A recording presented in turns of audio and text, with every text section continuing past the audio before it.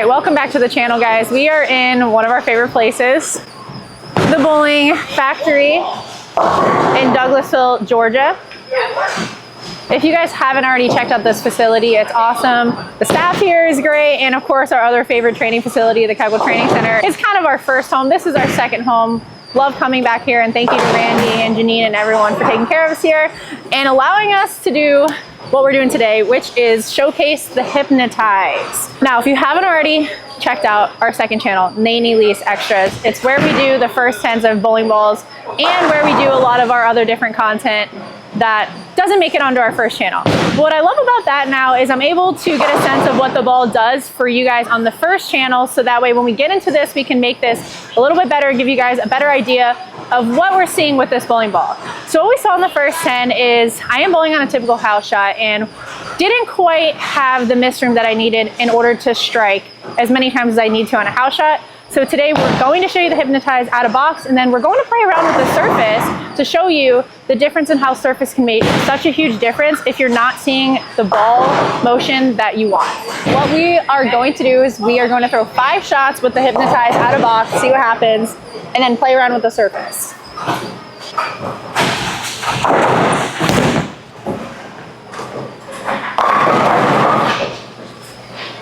So as you can see, a little bit lazy through the pins. It does force me a little bit further left for a hybrid. It's not as clean in the mid part of the lane. It does shoot through it, but it wants to dig in that mid part of the lane and start going forward a little bit before we want to, especially on a house shot for my game. I'm going to make a little bit of adjustment to the right and see what happens off that last shot.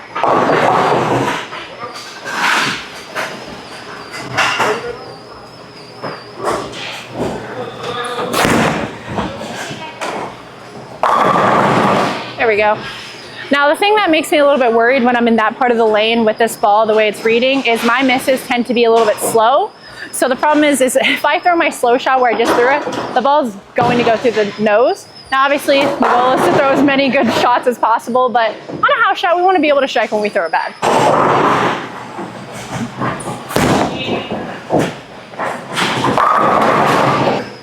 Overall, I do like the motion of this ball. It seems like a very controllable piece. I definitely see myself throwing this on more volume overall, just because my misses are slow and I do throw a little bit slower for my rev rate. This isn't a ball I would take out of my bag to throw on a house shot.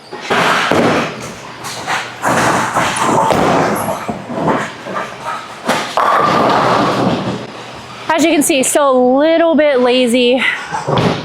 Snapping the 10 out, but it's lazy. We want to see it flush, all 10 back. How many shots is that? We got one more shot out of box, and then Nate thinks that I need to bring the surface down, so we're going to do his theory first. Not anymore, but... Oh, not anymore. Started throwing it better. I am throwing it better, but overall, it's still not... It's not the shape I want to see. To be honest, if I was in practice and I saw this as my overall shape, I'd probably take another ball out of my bag if I was bowling on this house shot. So again, we want to be optimizing the motion of the ball so that way when we make our misses, I'm not left with a ringing 10 pin or a flat 10. That one I got in a little bit more. Yeah, see, like that wasn't an awful shot, especially for a house shot. That should have held a little bit longer for me, like I said. So let's put that surface on the ball. Let's see if I can get a little bit further left, and it allows me to stay in the oil longer, but also tame that back end when I throw it to the right, and see if it gives me a better overall motion. So when I miss, I have a better chance of striking. We're going to explain this a little bit more in detail because you guys probably hear it on a lot of channels when they're talking about surface, but we don't quite always go into detail. When we're talking about bringing down the surface of the bowling ball, we are talking about creating more hook, which just means a lower grit. So this is a 15,000 Aberlon pad. 1,500. 15,000. This is a 1,500 Aberlon pad. Now they go as low as like 180, but that is for like when your ball will not hook. But this is a pretty typical mid-level surface change. And just remember, when you are surfacing the ball, you need to surface the entire bowling ball and not just where the ball touches the surface of the lane. Just so everybody knows, the Aberlon pad is under the towel.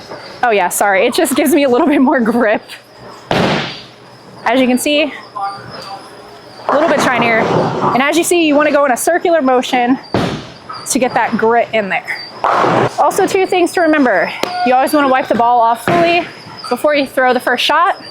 Don't try to put the surface on and not throw it in practice, because that first shot you throw is going to be 4 boards more than what the typical shot is actually going to look like. So this first shot might hook a little bit more than I want to, but just remember that.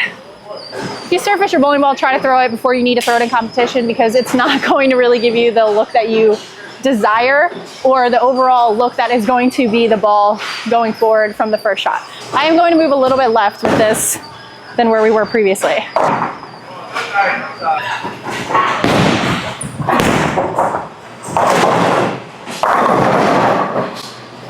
There we go. Now that actually was a lot better, because to be honest, I did not think that was going to hook, and it still did. So that tells me that I now have a little bit more hook in the oil, and that means it should blend a little bit more in the friction.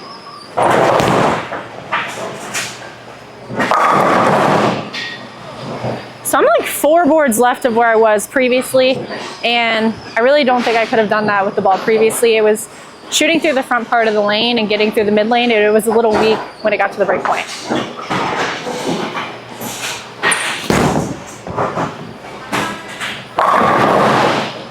As you can see, the 10 pin is being snapped out for the bottom. So that just tells me my ball is actually going through the pins a little bit better. 6 pin's actually getting some momentum going into the 10 pin versus being kind of lazy, where before the 10 pin would fall, but it was like very late. Will that dig? Yeah.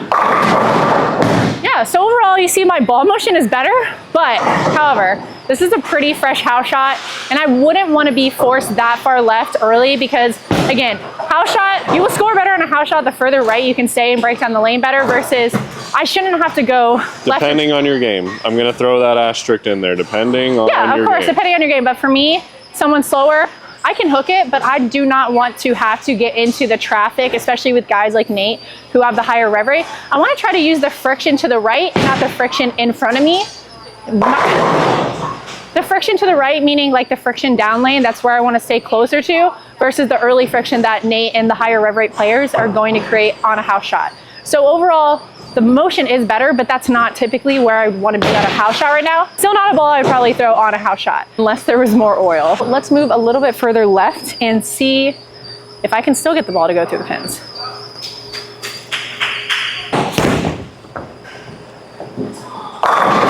Still pretty it's like good. I know what I'm talking about or something. Nate is right about the fact that bringing down the surface is now creating more overall hook. It's not shooting through the front part of the lane. But again, it forced me into a part of the lane I don't want to be in right off the rip, especially on a house shot.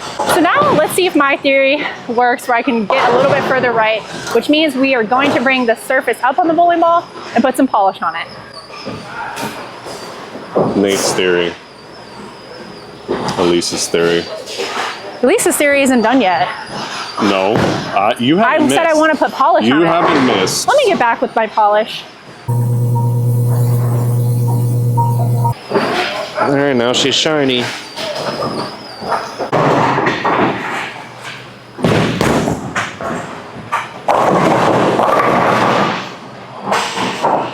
For dramatic effect, it would have been way better if I 5-7-10 on that, but as you can see, it's shooting through the front.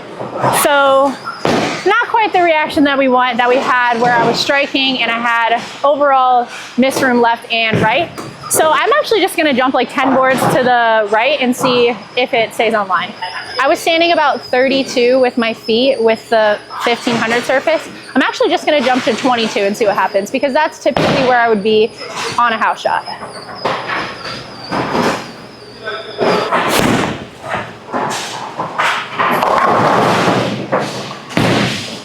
I like my theory. As you saw, we still have that characteristic of the bowling ball, even at this higher surface. Even though it's getting through the front part of the lane, it wants to really be pretty violent off the back end of the pattern. So I'm gonna cut the difference and see if I can get this motion to stay on the right side of the head pin.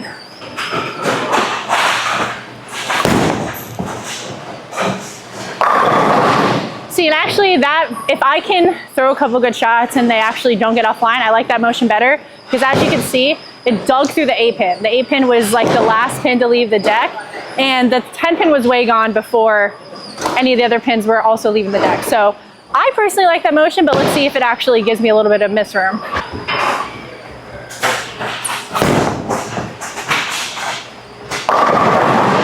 Okay, it still likes to dig a lot when we get into the friction, so I still can't throw it slow.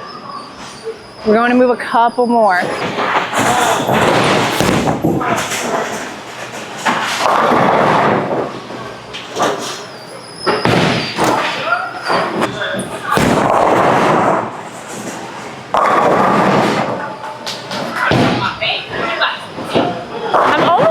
To where it was with the 1500 surface. Now the ball's starting to get a little bit behind the head pin again. So I'm kind of trapped with this surface, but let's give it a go. I'm gonna try to get around it a little bit more, but I think it's still gonna lock up pretty quick at the break point because this ball likes to really get off the friction.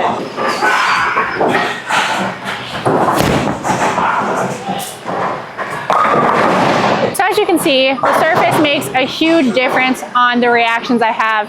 Looks like Nate's theory won. Yay! The 1500 did look a lot better. I really thought the polish was gonna give me that little bit more length that I needed to control the friction. You can't always outbowl the characteristics of a bowling ball. So you can play around with layouts a lot, you can play around with surfaces, but at the end of the day, the bowling ball still wants to do what it wants to do. So as you saw, the Hypnotize really likes to get to the friction and go left. It rolls pretty mid-lane, but when you put that polish on it, it shoots through it, but then it's quite not enough. Now again, that's for my game, so this is definitely a ball that, after this ball video, I'm going to put it back down to 1500 because that seems to be the best overall variance for me for my misses, and I will be excited to throw this on a little bit heavier volume. If you are in the market for a hybrid that is a stronger overall hybrid, this is going to be that ball. It does look like it's just a step down from the Mesmerize, because even with the Mesmerize, when I put the polish on it in the previous video, and I'll link that down in the description, I then liked the Mesmerize, but I think it's because the Mesmerize didn't quite get offline in the friction as quick for me, so when I put that polish on it, it was actually storing a little bit more energy for me, and it was able to be a little bit more tamed. Now with the Hypnotize, it really likes to get off the end of the pattern, and then it gets too long with the polish for me. So overall, this is definitely a hybrid that hooks a lot more than your typical hybrid, like your GB4 hybrid, your Crusher hybrid. Those are a little bit cleaner, and they're not going to be as mid-lane rolly. So it does serve a purpose for me, but unfortunately not on a house shot.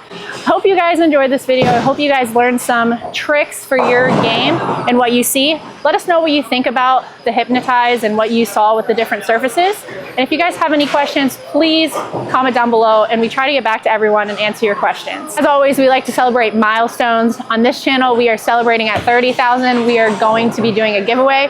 Make sure you are subscribed so you guys can be a part of that. And then on our second channel, if you haven't already checked it out, Nate and Elise Extras, we are doing a giveaway at 2,000. We're pretty close. If you go over there, give that a like, subscribe, go check out some of our videos, our first tens.